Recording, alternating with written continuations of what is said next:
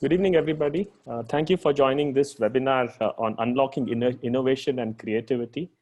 Uh, my name is Sanjeet Rao. I am an alumni of NITK Surathkal, graduated in 1994. And I'm glad and proud to introduce my batchmate, Bharat Iyer. Bharat Iyer studied along with me in NIT Surathkal. Those days it was called Karnataka Regional Engineering College, the beautiful campus off the coast, west coast of India, just about 20 kilometers north of the city of Mangalore. So we had a joyous 4 years at NIT Surathkal, and recently we also celebrated our 25th reunion in the end of December, which happened incidentally to be in a lockdown because due to the CAA protests, Mangalore was completely shut down. But by God's grace and a bit of fortune and good luck, we had an awesome reunion at the campus despite the lockdown because all the arrangements we were able to find alternates and quickly pivot to new venues and all of that to have a fantastic reunion. Right? So without much delay, let me take this opportunity to introduce Bharat Iyer.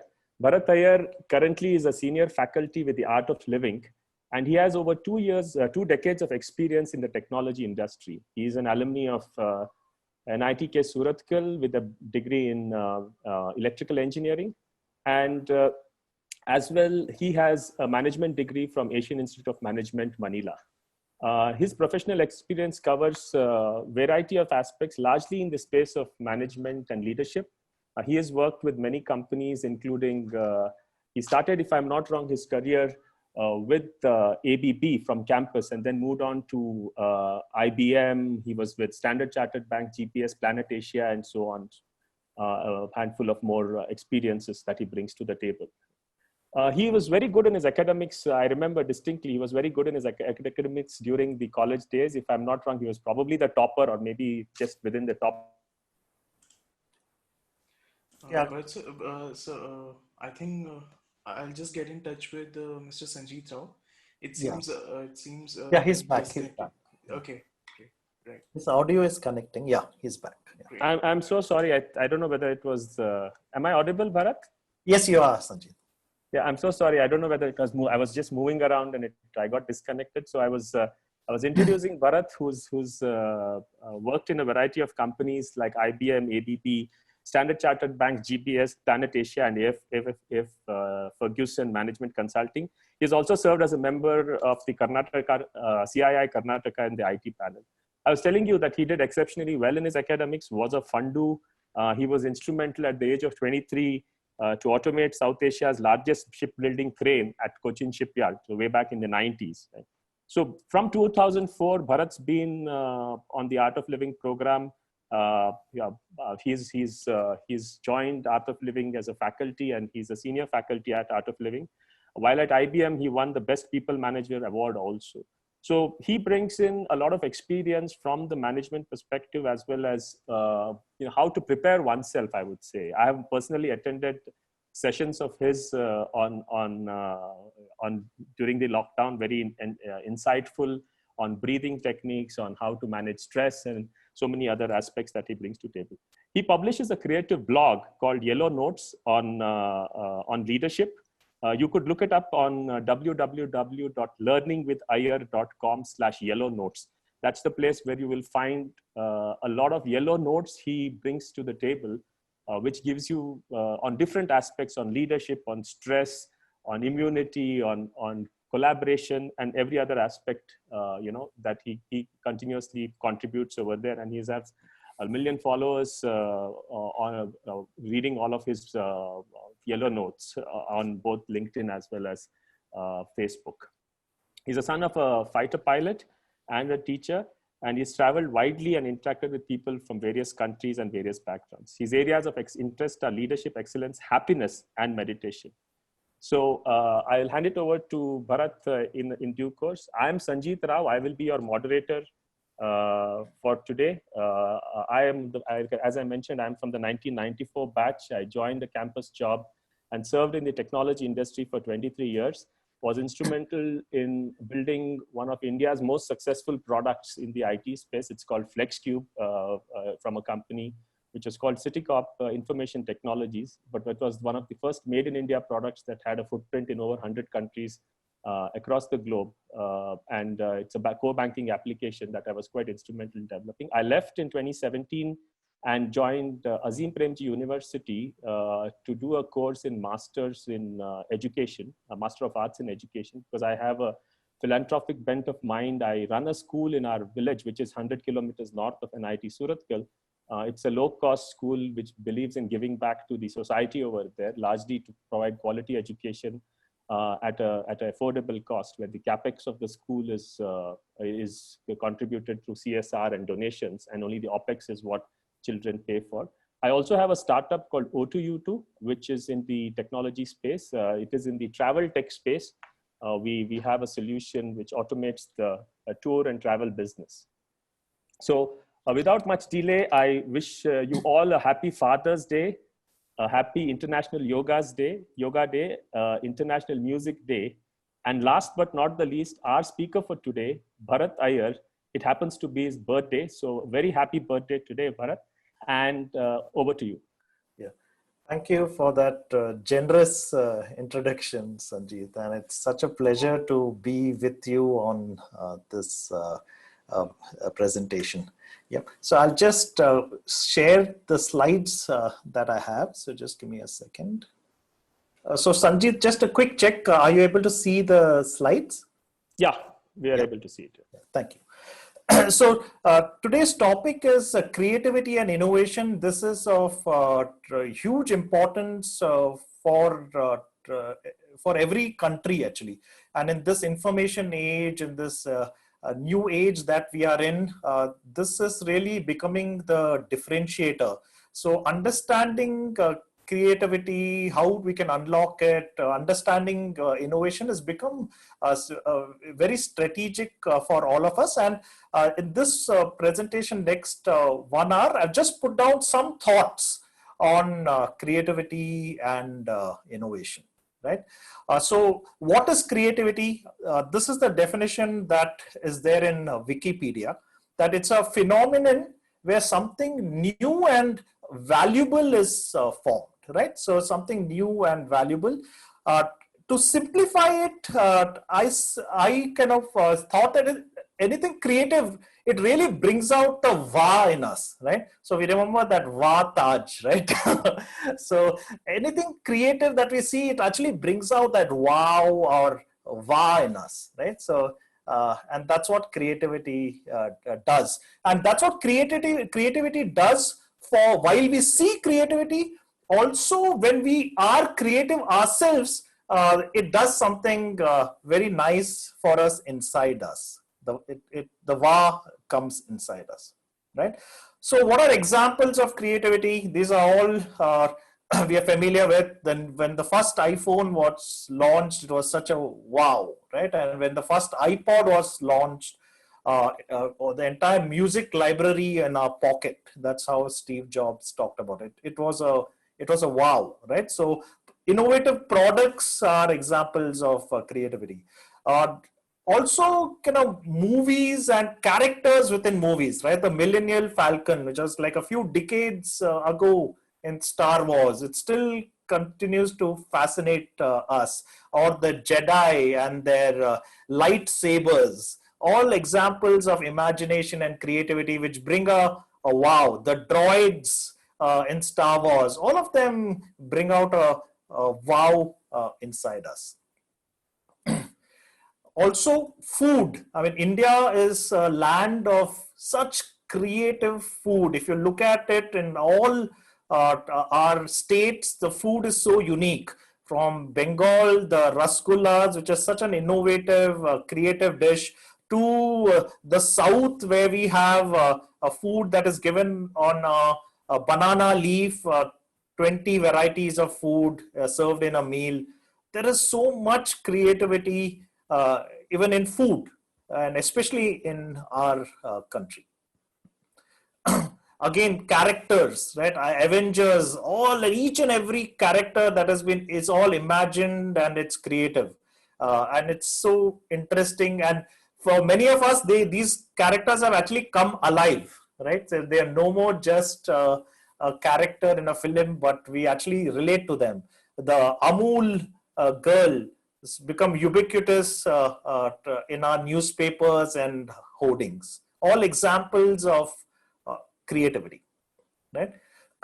Other practical creativity examples, the Jaipur foot, again, a very low cost creative example from India, is helping so many people who have unfortunately lost their limbs to walk again and be productive. The post-it note from 3M, legendary. It took a few decades for it to actually emerge. From the first time they found a weak glue till actually it became a post-it note. It was a journey of a few decades, but it's now ubiquitous. Paintings to dolls, right? All examples of creativity. The picture on the bottom is a doll from a place near Bangalore called Channapatna, which at one point in time was the hub of toys for all over India. So now, so do we need to be a Hollywood actor, or do we need to be a king to be creative? Or do we need to be in the product team of an Apple to be creative? Absolutely not, right? If you look around us in our day-to-day life, there is so much creativity. The way we celebrate festivals, there is the way we decorate our venues, right?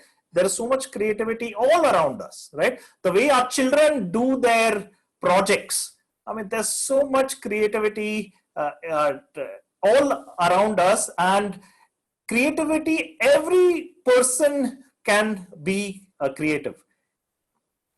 The way we celebrate festivals, right? There's so much creativity there in daily life, right?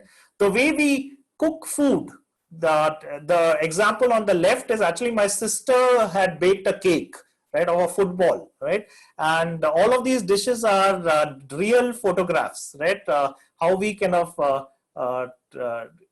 prepare our food, how we display our food, how we color our food, the condiments that we put on our food, all examples of daily creativity that we are surrounded by, right?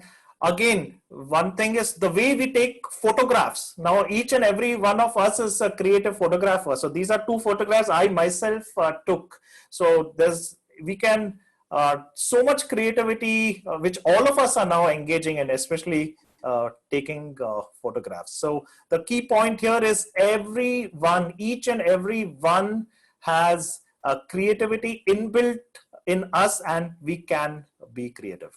The way we play with art, this again was done by my daughter when she had come to my office, right? And just spontaneously did this piece of art, right? The way so creativity is all around us, and we can all be creative. Now getting on to innovation, right? What is innovation?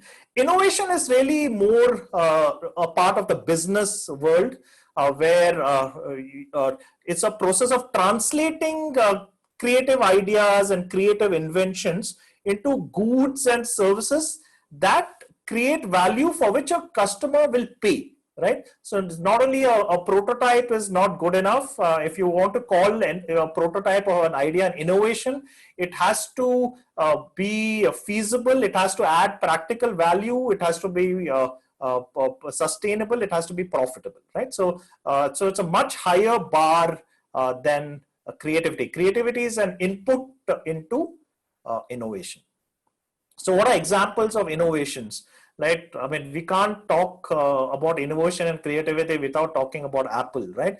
Not only is the device great, but it's sold at a good price and makes a lot of money, right? That's why it's an innovation.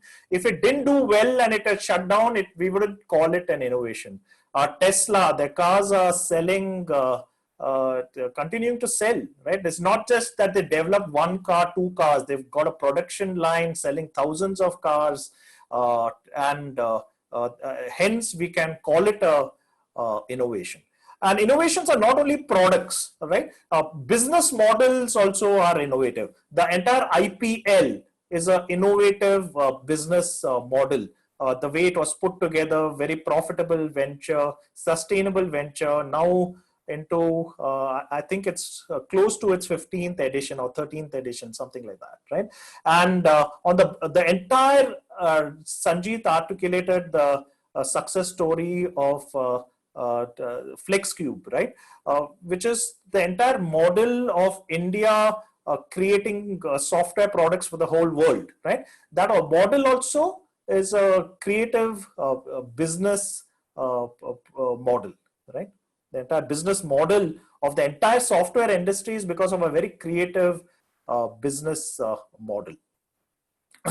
Also, so not only products and not only business models, you can have also services that are that are innovative, right? So you have Ola, amazing service, so creative. The Paytm and the UPI payments, especially in these times, has become like a tool that we use on an everyday basis, right? Swiggy. So even these are sustainable innovations which we pay money for. So that's the key difference between creativity and innovation, right? Now, reflecting on the question, why do we need creativity, right? So here, it's a little, first few slides are a little philosophical, right? I mean, if you really look at nature, right? You look at the flowers, the colors, the shapes, right? I mean, it comes sometimes, a question comes to me, right? Is why is there so many types of flowers? Why do we have so many types of fruits? Why do we have so many different types of people, right? Different cultures. So whoever has created us, if you can refer to as the creator, it certainly seems to be to bring this wow feeling in us, right? If it was only for some practical that we have to get food to serve us, you wouldn't really have 10,000 types of fruits, another 10,000 types of vegetables, 100 types of bananas. So there doesn't seem to be just only practical benefit. There seems to be a message for all of us that there is so much wonder, and it seems to be that the message to us is to have this wow, right, feeling. And just look at the amazing variety that we have surrounded. We have types of fruits and vegetables, the colors that are available to us, right?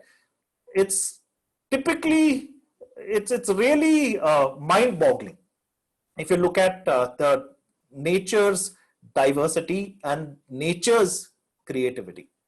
And so this is my reflection on why creativity, right? So creativity is really a sign of life. If we are it, and as I said earlier, when we see something creative, it uplifts us, right? And when we are doing something creative, that also uplifts us, right? So creativity, it helps us smile, and it actually helps us thrive. And it's creativity which keeps this enthusiasm and this life and this wow alive in us.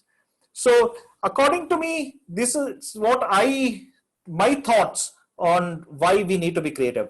And of course, from a business perspective, creativity is a necessary ingredient for innovation.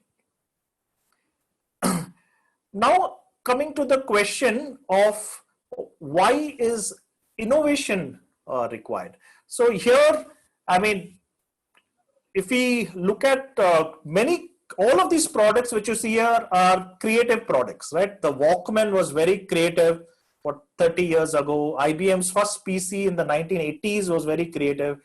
Godrej's typewriter 20, 30 years ago was very useful. The gramophone 50, 60 years ago was very useful and creative. The Nokia phone, we all have used it, was very useful. But today, this is all of these creative products are kind of obsolete, right? So innovation needs a continuous creativity, a continuous new ideas taken to the market. So if we don't keep innovating, then everything is getting obsolete. So we need new computers, we need new mobile phones, smartphones, new MP3s and iPods and iPads. So without innovation, really everything will become obsolete. That's why we need innovation. So now coming to some thoughts on unlocking creativity and innovation. Here, I like you to reflect on the word unlocking creativity. So, you know, the way we should look at things, especially when it comes to creativity, is know that there is creativity inside us already. It's not something that we want to get from outside. So now there are certain things which are blocking the creativity inside us. And how do we unlock that creativity? You will all agree that when we were children, we were more creative. And as we grew up, our creativity reduced, right? So we'll now discuss a few things about how can we restore that creativity aspect in us and how can we increase our creativity. Now, so if I were to ask you the question, how many colors are there in a rainbow, right? So the typical answer that I get, right, is that there are 7 colors in a rainbow, right? Vibgyor, right? Vibgyor, right? There are 7 colors in a rainbow. That's the typical answer we get.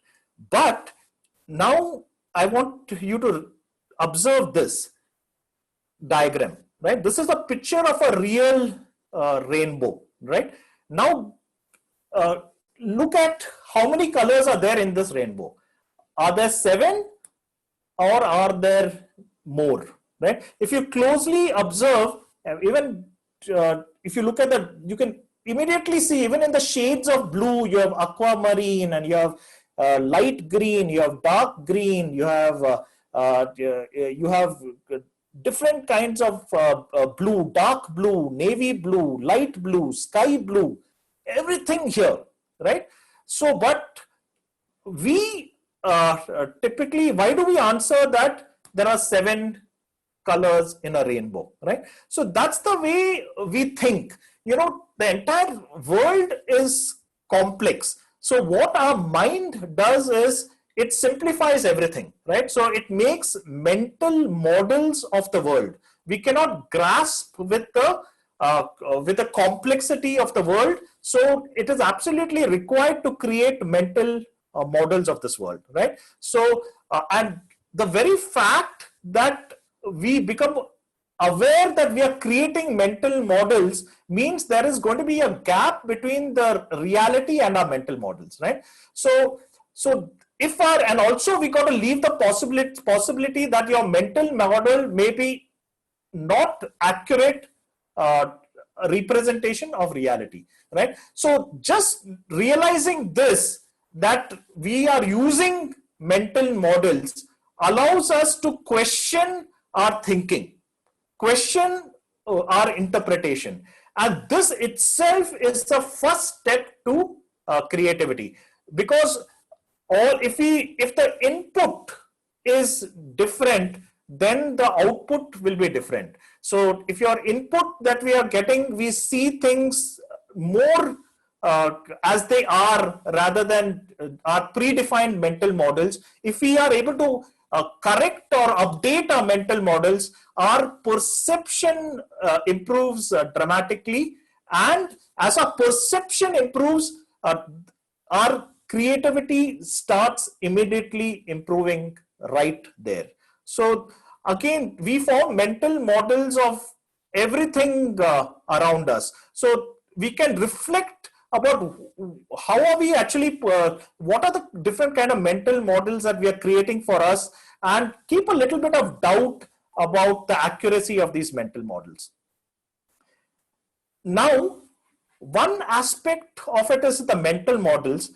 The second aspect is how do we see the world clearly?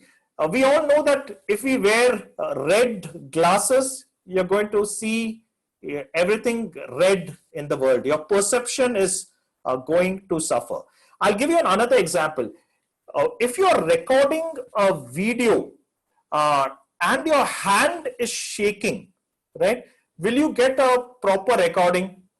Absolutely not, right? So, it's our mind works like this. So let me just use this.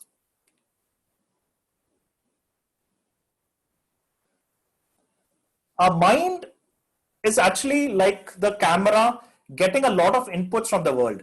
And if the mind is shaky, again, your perception will suffer. So if your mind is not stable, if your mind is not clear, if there are too many thoughts in your mind, again, your perception of the world is different. So another way to improve your creativity is really to give a tripod to your mind, right? And there are many tools. We have meditation is a big tool. Breathing techniques are a big tool. And using all these tools, we can stabilize our mind, and then suddenly the picture of the world gets more clearer.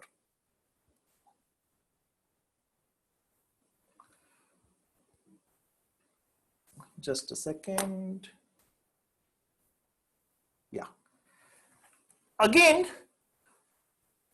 about perception, right? The way we think, right? So if you look at this yellow note, actually, Sanjeet said that I create yellow notes. This is one yellow note I had created. If you look at 1 plus 1, right, and if we use our existing training, automatically the answer that comes is 2, right? But if you ask, perhaps put this in front of a child, right? A child may get multiple answers, right? If you count the number of objects here, then you can count it as 3 objects. Or if you can count the number of lines here, you may count actually 4 lines, right? So again, the way we interpret things in front of us, if we can change that a little bit, we get different answers. And this is again, it helps the entire creative process. I'd like to also give an example how we look at ourselves also. So we talked about perceiving outside us. Also, how we think of ourselves impacts creativity. So I'll just give you an example. We all must have used these disposable pens from a Canadian company called BIC, right? BIC, right? We all, I think, some point of time we would have used that, right? So here BIC used to look at self initially as a pen company, and they created disposable pens. But after some workshops that they did on creativity, they changed the way they look at themselves. They then said, hey, I don't think we should look at ourselves as a pen company. We should look at ourselves as a company which makes disposable items. And this just very small change in the way they think about themselves, they expanded into so many additional product lines. They made disposable cigarette lighters, they started making disposable shaving razors, and a lot of other creative products came about just by a small change in terms of how they look at themselves. Now, I'll just use the whiteboard to share a few more ideas.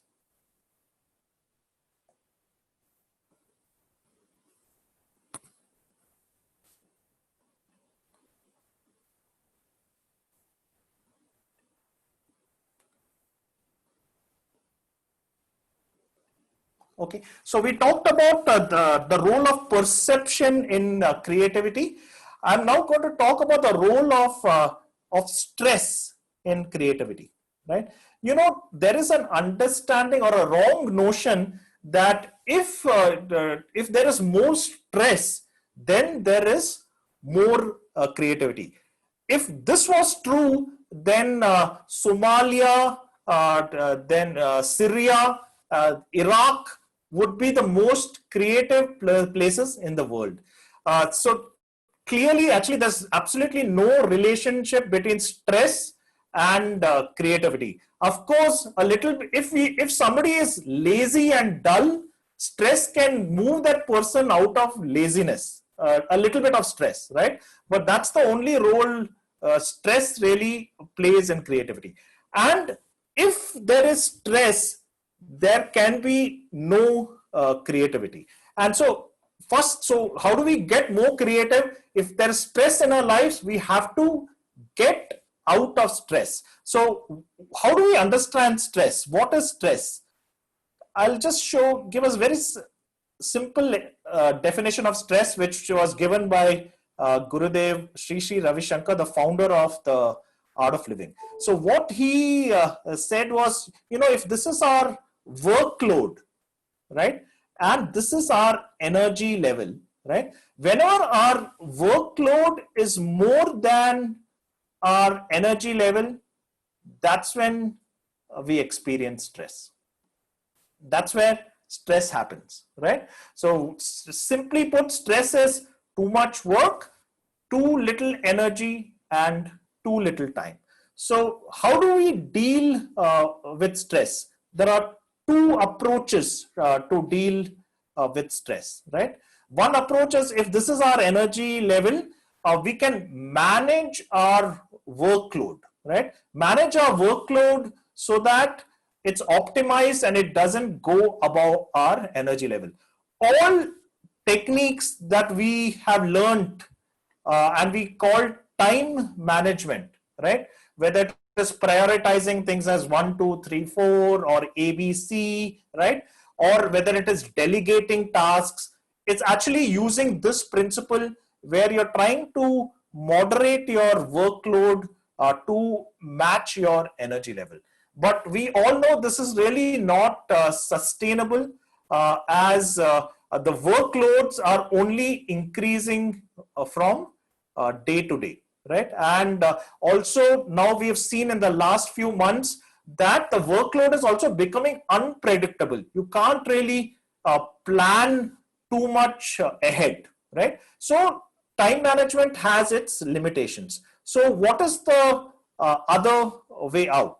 The other way out is, if this is your workload, which is continuously increasing, right? Is there a way to manage our energy levels, right? Is there a way that from day to day, from week to week, from year to year, we can do something to keep increasing our energy level? And if we are able to succeed with that, not only will stress come down, also our capability for higher workload increases, right? So of course the question now comes is, okay, this is a great idea, but how does one go about increasing energy? Yeah, and here in the Art of Living, we say that there are 4 sources of energy, right? 2 of which we are all very familiar with.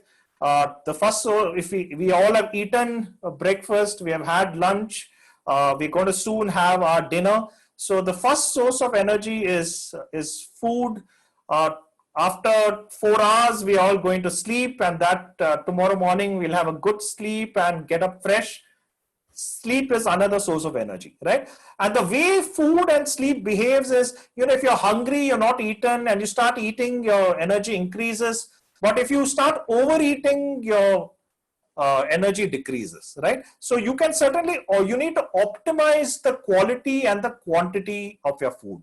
And that's the same thing with sleep. If you've not slept, you start sleeping, energy increases. But once you've slept 8 hours, 9 hours, 10 hours, 11 hours, 12 hours, I mean, your energy actually goes down. So again, you have to optimize your quality and quantity of sleep. Now, two additional sources of energy which we are not as familiar with. One is a calm and meditative state of mind. So whenever you go on a early morning quiet walk, or you listen to pleasant music, or you are speaking with close friends, you have a calm mind and your energy actually increases. Also, another technique to increase energy is the breath, using techniques like the pranayams and Sudarshan Kriya, which kind of removes negative emotions. Negative emotions really dampens our energy. So using breath, we can continuously increase energy, right? And through increasing energy, we can decrease stress, and that is a necessary condition for being creative. Now, so we have talked about perception, changing our perception. We have talked about stress. Now, there's another factor which is not discussed and not a part of our vocabulary, right? So, passion is a huge part of our vocabulary. I mean, everybody says we need to be passionate, right? Without passion, you can't really achieve anything, right? And what do we mean by passion? It's having the enthusiasm, wanting to do stuff, right? Being a go-getter. That's really passion. The word that we need to reflect on and add to our vocabulary is dispassion. Let me just get this. Let me spell that right. Right? This is a word we need to add to our vocabulary. And what is dispassion? Dispassion is ability to let go, right? Ability to kind of move on, right? So that's what you can understand as a dispassion. So now let's look at these 4 quadrants where you have high, let me just put this as high, low, right? You have high passion and low dispassion, right? So you have the energy to take up creative ventures. You've got an idea, you go ahead, do it, you put a startup, you want to go to the market, you do stuff, right? But you lack dispassion. That means if things go wrong, if you face obstacles, you're not able to handle it, right? So we can really call this space stress land, right? Now let's look at the other way, where you don't have energy, you don't have enthusiasm, you really don't want to do things, and at the same time you have high dispassion. You're able to let go, move on, nothing really bothers you, right? What can you call this place? I mean, you can call this place kind of lazy land, right? And let's look at this quadrant where you have low passion and low dispassion. That means don't have energy, don't want to do anything, but you have dreams, you have, you're not able to completely let go, you have dreams, you have ideas, right? So this again is not a good place to be, because you may have dreams but you have no energy to accomplish your dreams. So now that brings us to this quadrant, which is really the secret for creativity and innovation, right? And in this quadrant, you have both passion and dispassion. And so what does that mean? You have the energy, enthusiasm, you have started a startup, or you've created a new product in your company, or you're doing something new. And even though there are failures, even though there are setbacks, even though there are obstacles on your path, you don't get disillusioned. You're able to let go and move on, right? So this is really the land for where you can have creativity and innovation, and you can really call this the sea of infinite capabilities, or I would call it possibilities, right? Where everything becomes possible, right? So this is the word that we need to add to our vocabulary. And again, how does one become dispassionate? There may be many ways, but one simple way is meditation, right? Just being calm, going inwards, being with yourself, and there is a calm space inside ourselves where nothing disturbs us. That space we can find through meditation, and through that we can become more dispassionate, right? And now I want to share with you one more idea, right? So if you really reflect,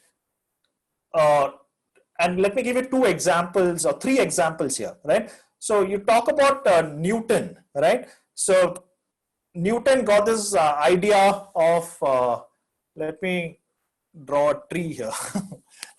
Okay, imagine this is a tree. This is a mental model of a tree. Okay, so when did Newton kind of get this idea of gravity? When he was resting, right?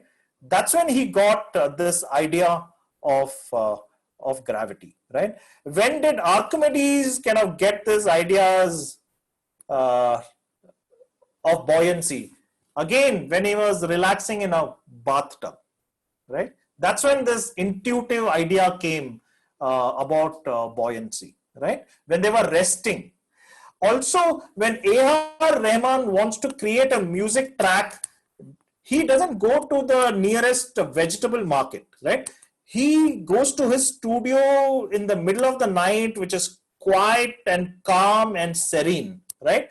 And that's where the creativity and innovation kind of blossoms, right? So the idea that I want to share with you, that really silence can be, and being quiet and being relaxed is an enabler for creativity. So of course, Newton did a lot of work, right? To kind of develop all these theories. Archimedes did a lot of work. A.R. Rahman does a lot of practice, but that needs to be combined with rest and silence, and that's what will increase creativity.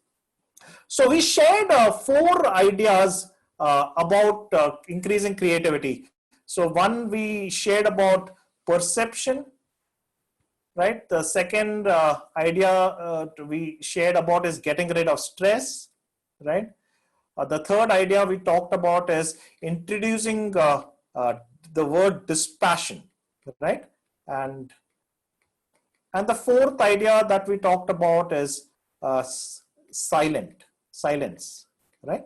So these are more at an individual level, which will enable creativity and innovation within us. Now, I'll just, at a team and organization level, I'll just like to share a few thoughts, right, which can aid creativity and innovation, right? The first thought that I wanted to share with you is about failure, right? Typically we look at success and failure like this, right? So today my daughter had gone for a online debate competition, and she was kind of feeling low, right? She lost the debate, right? And the vocabulary that they use is they did not break through, right? So they didn't break through into the next round, right? And she was in this zone, right? And so then I really kind of I took a piece of paper and I drew this for her in the afternoon, right? I said, you're really looking at failure kind of all in the wrong way, right? I drew this and said, this is how you're looking at failure, right? And you're feeling that failure is not helping you in any way. So what I kind of suggested to her is that you need to look at failure kind of differently, right? We all in business language use kind of profit and loss, right? I kind of have a different definition for profit and loss. We should really make it more progress and learning, right? And the way I believe you should look at success and failures is really like this, right? Where every failure also is positive because it contributes to your progress and it contributes to your learning, right? And this attitude to failure, we have to change this attitude to failure, not only at an individual level, we got to change this attitude to failure at an organization level and also a societal level, right? So where a youngster or people who are kind of starting companies are doing things and they're not succeeding, we don't really put them down in society, right? We kind of encourage them and we look at them also positively because they're taking the risk at wanting wherever you're doing something new. Of course, there is a chance of failure, right? So I think organizations need to change their view of failures. As a society and community, you need to change your view of failure. And I think in Bangalore and Delhi and many of these hubs that that we have, and all across the country actually, where now we look at failure in a very positive way compared to perhaps 30 years ago, right? And that's why we are also emerging as a startup country, where so many youngsters are now more interested in joining a startup than joining one of the big companies because of the learning, because they really, if you ask them why they want to join a startup, many of them actually give exactly this reason, that they're able to learn more and progress more in a startup than in a bigger company. So that's the first perspective, that changing our view of failure.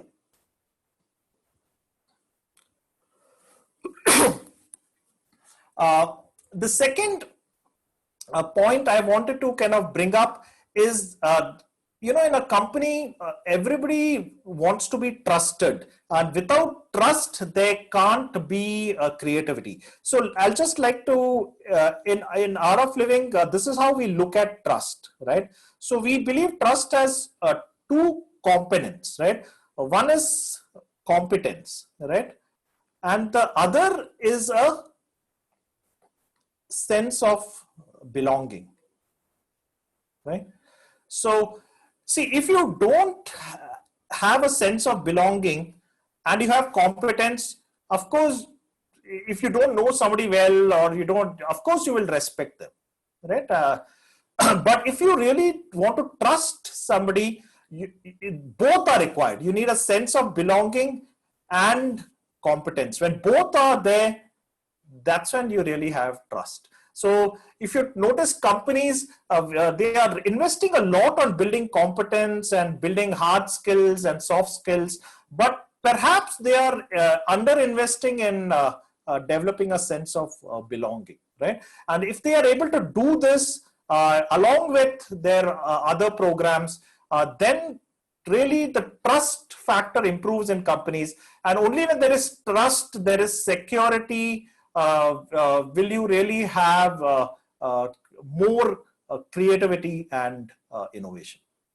That's the second thought I had. And the third thought I had is really on how we communicate, right?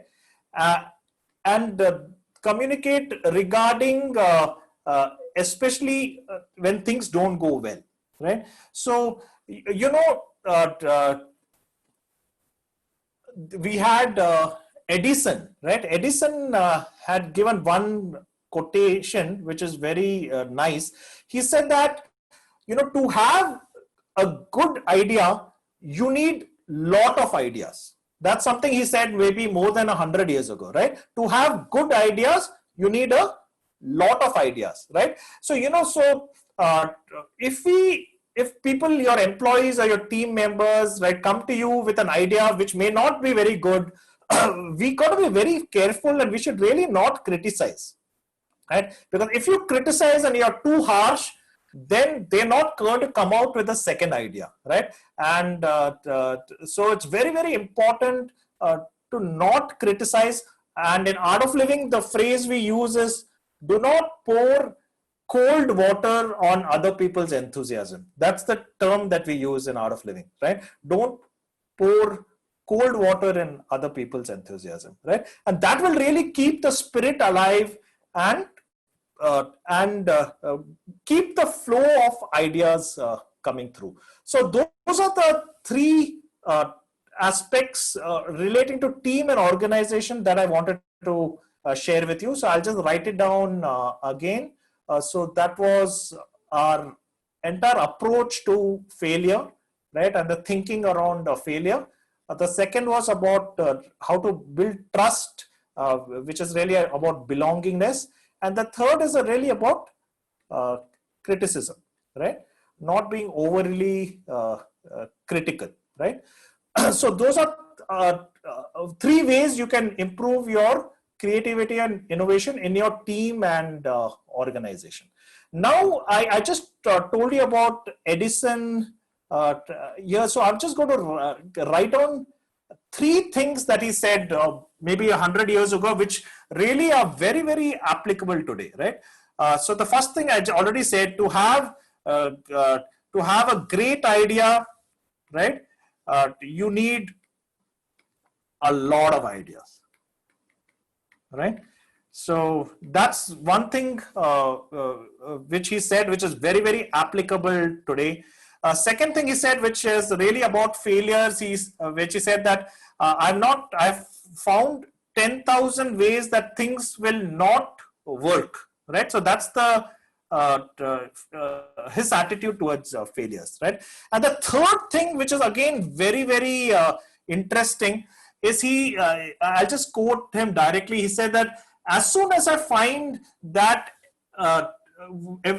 something that I'm investigating will not lead to practical results, right, I drop it,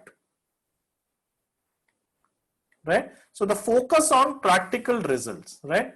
So I talked about, so this is all our frameworks. If you look at the new frameworks that are coming up around innovation, they all are really focusing more with these two aspects, right? It's about building an idea funnel in your company, and then really building an entire governance mechanism on how to manage that idea funnel, right? So there's one IIM Bangalore professor, his name is Rishikesh Krishnan. He's really put down in his approach about dealing with innovation. He said that, first step is building an idea funnel, right? The second step is really figuring out how to accelerate the flow of ideas. And the third step is increasing the batting average, right? That is in terms of how can you have more successful ideas or not. So even the latest innovation thinking is still what Edison said, is based on largely on what Edison said about 100 years ago. So those are, I think we're on the top of the hour. So those are some of the ideas I wanted to share with you today on creativity and innovation. And Sanjeet, your thoughts, and should we move to question and answers, or what? How do we take it forward from here? Yeah. Thank you so much, Bharat. That was very insightful, and particularly so very true that when you said about being in a silent, reflecting upon oneself, looking inside, and being in a silent place. I think those are the thoughts that really came to me. One of the things about looking inside, I think a lot of companies have failed because they've seldom looked at, they're limited by what they're doing today, right? And they're not looking inside and saying, what else should I be doing? How should I go, jump to the next curve? And every company, I was just seeing something by Guy Kawasaki, he's got a very interesting TED talk called The Art of Innovation. And one thing he says is that, there's perspectives, and unless you jump to the next curve, you're not likely to be innovative, right? And he gives a very interesting example of how the ice business was. A little over 100 years, people were doing ice cutting in the winters from lakes and getting ice down, right? And they never thought that ice could someday be, consumed in a different way. And he says the next phase was when ice factories came, right? So they were making ice, and people were buying ice in large numbers because there were ice factories.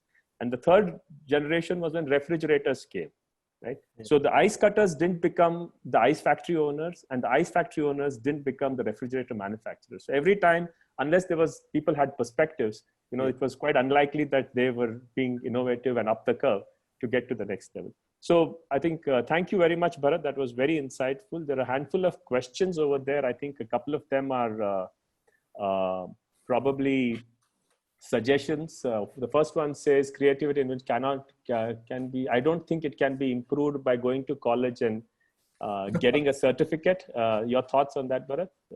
Yeah, I'll draw one diagram here, which I kind of did in one of my yellow notes. So that actually talks about this, right? So yeah, this thing was about, you can see the whiteboard, Sanjeev? Yeah, we can. Yeah. Okay. So, so they said there are two things, right? One is kind of being street smart, right? And the other is being book smart, right? Right. And here, really, see, if you're only street smart, right? I mean, this is really like jugad. Right, so you're not book smart, but you know what I kind of and Anand Mahindra had come out with a word called jhakas, right? So and I tried to correlate with that. So I said, okay, of course you need to be street smart, but if you combine street smart and book smart, you have like jhakas. I hope I've spelled it right, but so that's where you can actually have something spectacular, jhakas, right? So I think we cannot say only not going to college. I think going to college and doing your PhD has its place. And I think being street smart and innovative and kind of very good at managing relationships and managing difficult situations, people, that also has its place. But I guess a combination of both would, I think, be spectacular. Yes, so very true, Bharat. I think I can relate to it. Like when you say the street smart, it is a lot of people who have ideas, right? And I think the whole genre of startup hubs and innovation labs and incubation labs is really to get you from the street smart and give you that book smart insight, because you really don't know how to maneuver your startup idea and make it big, right? And that's why you need an incubation lab. There are a few more questions over here. How to improve innovation in startup business? I think you've shared some insight. I would think that there'll be many more ways, and with the given 1 hour that we have and the thoughts that you've come, I think you've answered that. How to improve creativity in your daily lives? I think you've said both at an individual level as well as at the corporate level, how you can foster a culture of creativity and innovation, right? There is Pradeepa Chatterjee who said, using, were you not using it synonymously? Probably there was a time when you use it synonymously, but I think you've kind of clarified that. Do you want to have something to say on that? On creativity and innovation? Yeah. Yeah, I think you've kind of clarified it, right? So I think we can. Creativity is, of course, it's an input that goes into it. Innovation creativity is a much larger canvas, right? You can be creative in so many ways, and anything that you do, you can be creative, right? The way you write, you can be creative. The stretching, what they say is stretching the sound makes it music. Stretching the movement makes it dance, right? Stretching your pen, I think, makes it art, right? So creativity is a much larger canvas. So you can be creative at an individual level, at a team level, at a company level. Innovation has much it has to be something that customers are willing to pay for and which they see value. So creativity is very much required for innovation, but innovation needs process. It needs this idea funnel. It needs committees to view these ideas. It needs funding requests. It's a much more detailed, it's a much more detailed exercise, right? But creativity is a necessary ingredient for it. Yeah. Thank you so much, Bharat. There is a person who's Yuvraj asks us to, can you guide me? How can I prepare myself to stay away from distractions? It's a larger question, but I think fundamentally he says getting distracted. I think you've covered that. Is there something you want to say? It's, looking at himself, meditation and things like that you suggest. Absolutely. Now, if you look at what is the difference between a river and a flood, right? A river is when the energy of the water is directed, right? That's when you have a river. What is the flood? Flood is when your energy is all over. So focus and not getting distracted is very, very important. And attending to your meditation, it is not concentration. Meditation is actually relaxation, right? But the impact of meditation is more focus and higher ability to concentrate. So I certainly think you should try meditation. You have some of Gurudev Sri Sri Ravi Shankar ji's meditation I put up on my site. If you go to learningwithiyer.com/meditate, you have about 4 or 5 guided meditations there. You can just log in there and start meditating.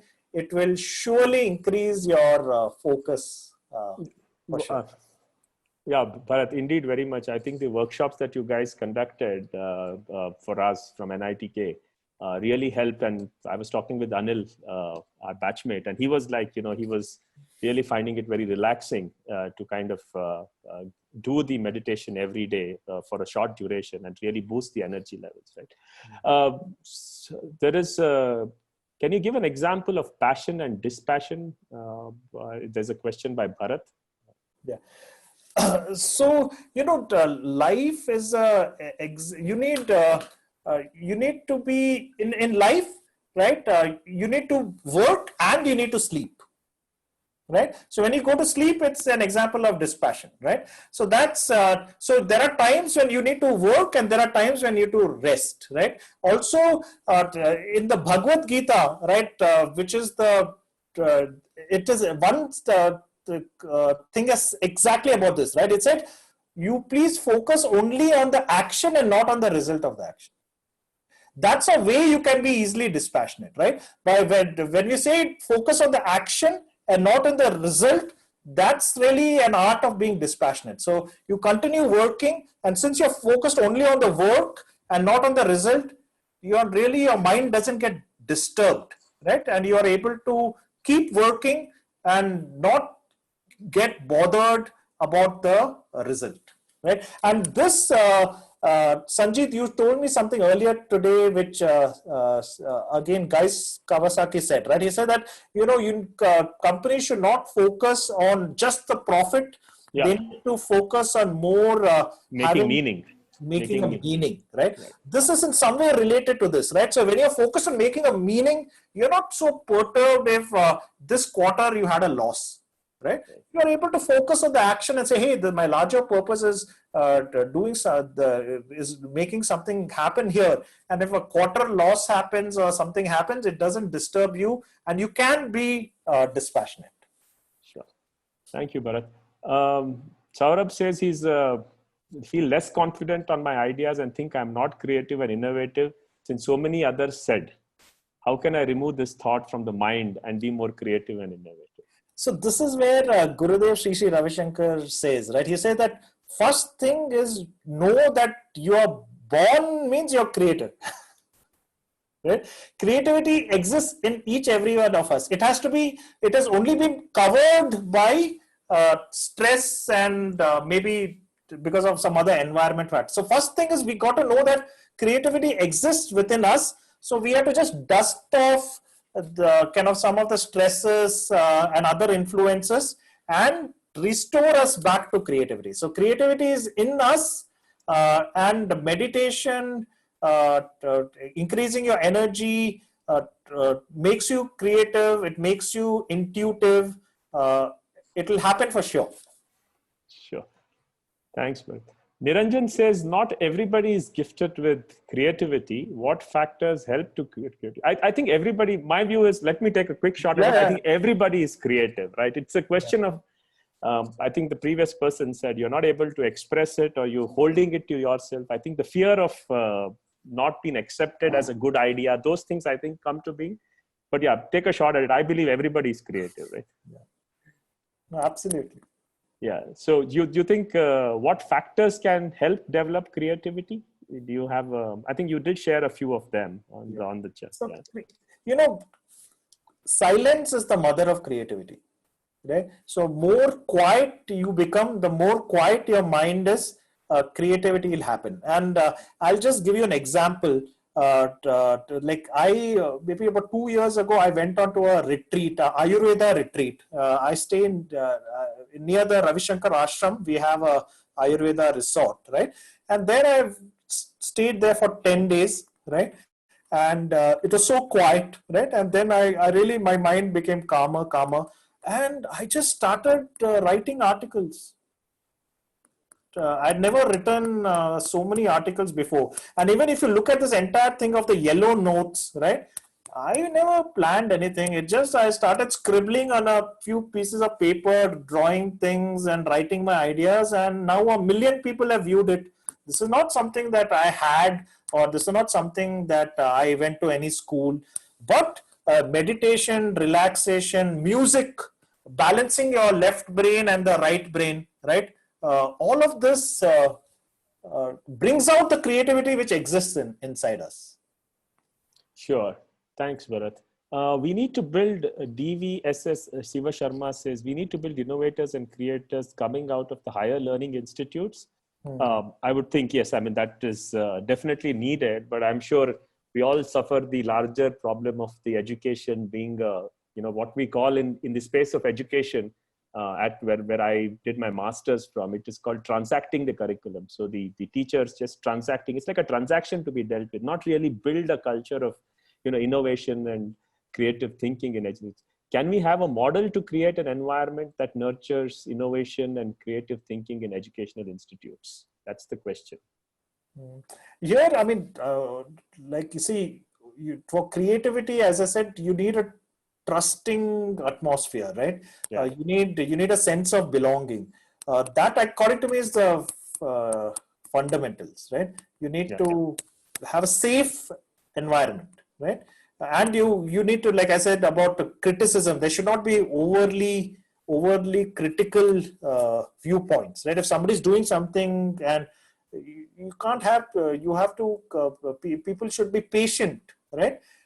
You can't have too much criticism. So all of this is very, and like Rishikesha Krishnan, right? He has said that, this idea funnel is that's something that's really the starting point for innovation in companies. But why is it that companies don't have idea funnels, right? Most of the companies don't have this. They don't have a idea suggestion scheme. They don't put this in place. It's because there's some inbuilt resistance to welcoming new ideas, which is the first thing that has to be changed. That first you have to open your mind up to new ideas, right? Put up a thing like an idea funnel in your institution, in your organization. That's the starting point. Sure. Ramesh says, could you brief us about yellow notes? Is it the same as post-it pasted on our desk? So Bharat, I would like you to share half a minute on your yellow notes. And I have shared your link anyway, your website and the link, so people can look it up. But yeah, you can just give a brief on your yellow notes. Yeah, actually what I'll do is I'll just go to the website and just show it there. So just a second. Let me do that.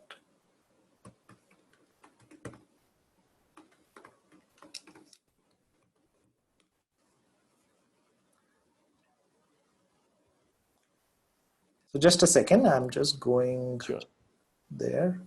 I'm just going to share my screen again. Yeah. So if you can just see this, I mean, I have a website and in one section of that is yellow notes, right? So what I did, and this is again, no too much planning or anything. It just spontaneously happened that listening to, Gurudev Sri Ravi Shankar talks on so many variety of subjects. And whenever he says something really interesting, I write it down and I try to articulate it in a simpler manner, right? In a simple one-pager. So that's where this idea came from, right? And I just cannot like say I've so far about published 53 yellow notes on this website, right? Dealing with stock market volatility, right? 10 dietary habits to avoid, right? Why are thoughts important? So a thought on inspirational leadership, right? So again, this was a thought that, hey, inspirational leadership is like, if you don't have an ambitious goal, I mean, one engine is good enough, right, to achieve that goal. But if you have an ambitious goal, then perhaps as every person was a leader, right, then of course you'll be able to reach a goal. So I mean, I just reflect and put down my thoughts in a again, I talked about stress. This I shared with you today, right? So this is some today people have very less time, so I thought sharing some of Gurudev's wisdom in a easy to understand and fast way is something I love doing, and I just started sharing it, and this is how it has emerged. And today about 1 million people have seen all of these notes. So very interesting, Bharat. There is a question relating to progress and learning by Magwan Fadnis. He says, in today's world, the motto is right at first time. How these trial and error methods are acceptable to industry? I think like if you look at innovative companies, right? You look at 3M, you look at even now Microsoft and Google, they have put down that certain percentage of your time you need to work on innovations, right? So 10% of your time, 15% of your time, you need to work on your own projects, right? So there are less innovative companies and more innovative companies. The more innovative companies will have policies like this, right? Even Microsoft at one point in time said that if you're not spending 50% of your time working on projects that are internet related, then it's a problem, right? So innovative companies will have policies which allow you to kind of help you spend some of your time in innovation. I was on IBM. IBM, there was a lot of ideas where you could actually take up initiatives and do stuff. A lot of freedom was given, right, to have your own projects. You could also ask for funding for your projects, right? I know Wipro now has a lot of things where they encourage people to start the startups and they fund those startups, right? I think a lot of good progressive companies are making it easier.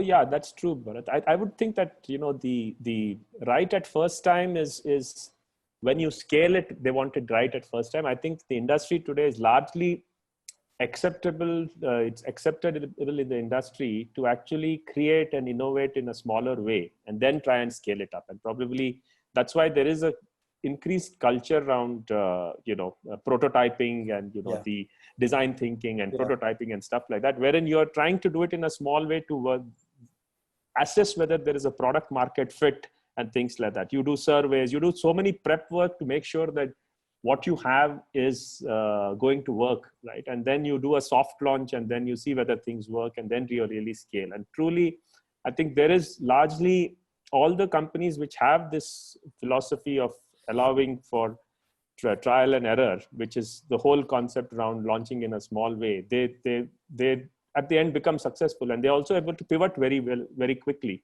because they do have a culture of trial and error. So I would think that yes, that today industry is willing to accept it. Yes, there could be part of the industry which is still not saying, you have to get it right the first time, but I think largely so. I think we are a handful of more questions. Need or purpose is the driver for innovation. What do you think? I think you mentioned it, right? Making meaning. And that's what we said. Making meaning is definitely a driver, the first driver for innovation, right? It's not making money. That cannot be a driver for innovation. And probably somewhere today in the startup world, people think I have an idea, I get money, and then it becomes innovative, which I think is a bit, bit of a different approach to try to call it innovation, but probably not, right?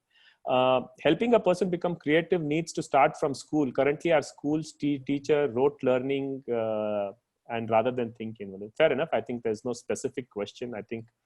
But I mean, having come from the education space and you've been there, I think there are a lot of schools which are trying to change that, right? Yeah, the perception about what education is, and it's not definitely rote learning. And from the time that we studied in school to today, the number of alternative schools have been they're much more in which are teaching in a more creative way, right? And that's really the parents are also more acceptable to that. Let me just give me a second. I think we've kind of answered most of these questions. Just a minute. Sleep with problem loaded in you. You may wake up in the morning with some solution. Eventually, one of the solutions would be an invention. Yes, so it's just a suggestion. How to overcome depression? Not really a question for this session, I would say. But Bharat, thanks for the question. You do look up Bharat Iyer's website. That question has by another Bharat. So you will find some guidance over there, or you could reach to him. His contact details are there. You could reach to him and he'll be happy to. They say upbringing and formative years develops your left and right side of the brain, creative versus other side. Does that mean that we can only incrementally become creative? Not my experience, because I have seen, like I now stay near the Ravi Shankar ashram, right? I have seen creativity blossom in people here, right? People, an Ayurvedic doctor has become a singer, right? People from the village have become CEOs of companies, right? Yeah.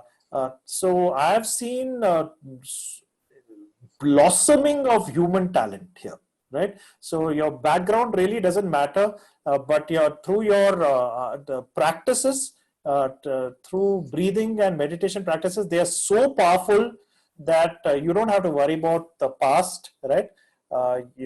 Through this, you can really change your future, right? And Gurudev says that life is a combination of destiny and free will, right? It's like your height is like your destiny, right? If you're 5'10", you can't do much about it, right? But can you go from 100 kgs to 90 kgs? 100% you can, right? So life is a combination of free will and destiny, right? And the way to look at life is also look at your past as destiny and future as free will. If you look at it the other way around, it's not going to help, right? You got to look at your past as destiny and future as free will, right? That attitude will help us achieve. Yeah.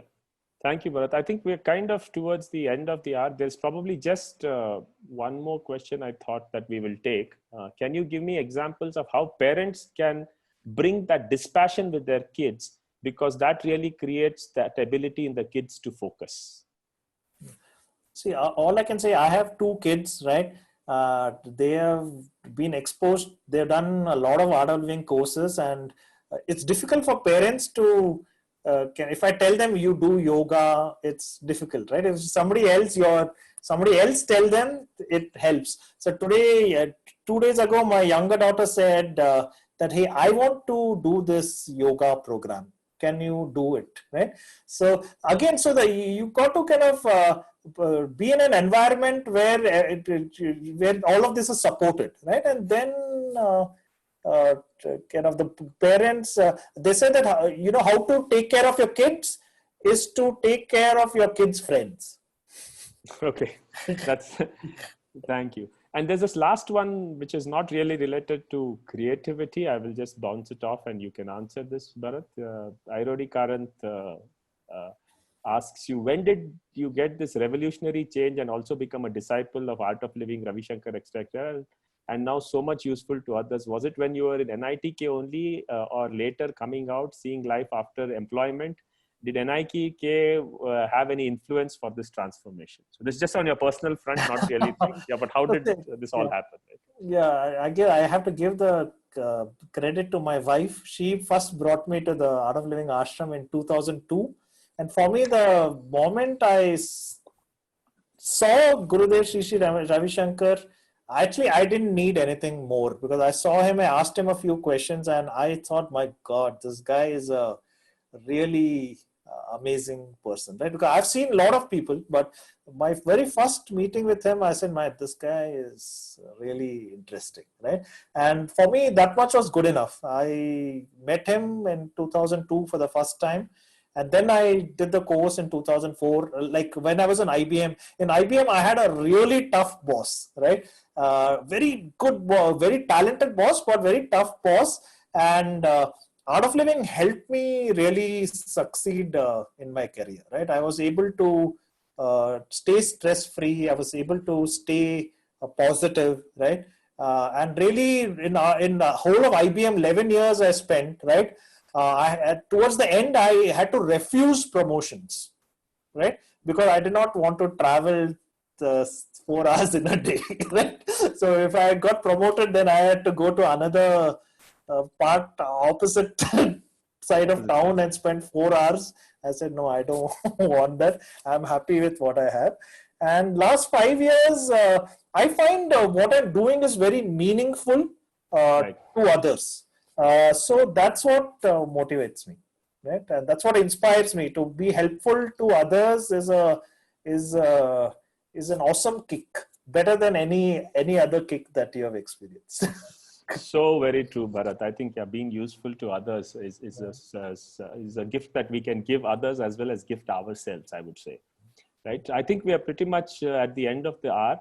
There are a couple of more questions on how to be innovative. I think we've kind of answered most of them. Questions on depression and things like that. But to those who've asked these questions, I think Bharat will be happy to take them offline.